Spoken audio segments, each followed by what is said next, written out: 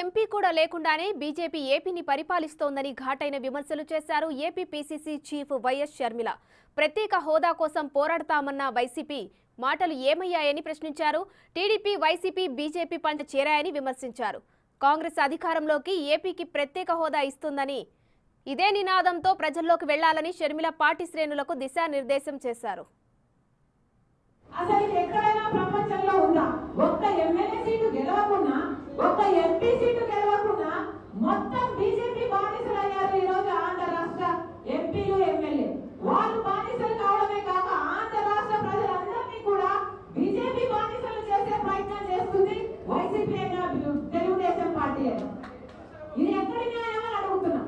అసలు BJP party మాకు వద్దు అని కదా ఈ రాష్ట్ర ప్రజలు బీజేపీ పార్టీకి ఓటేయలేదు. వద్దు అని కదా ఒక బీజేపీ ఎంపీని గెలిపించలేదు, ఒక బీజేపీ ఎమ్మెల్యేని గెలిపించలేదు. మరి అలాంటప్పుడు మొత్తం మీ ఎంపీలను మొత్తం తీసుకెళ్లి బీజేపీ ఆఫీసులలోనే కూర్చోబెడుతున్నారు. బీజేపీ మాటే వింటున్నారు. బీజేపీ ఏ ఫైల్ ఇచ్చినా సంతకం పెడుతున్నారు. బీజేపీ ఏ జియో ఇచ్చిన దానికి సపోర్ట్ చేస్తున్నారు. ఏ చట్టాలు ఇచ్చినా దానికి సపోర్ట్ చేస్తున్నారు. అంటే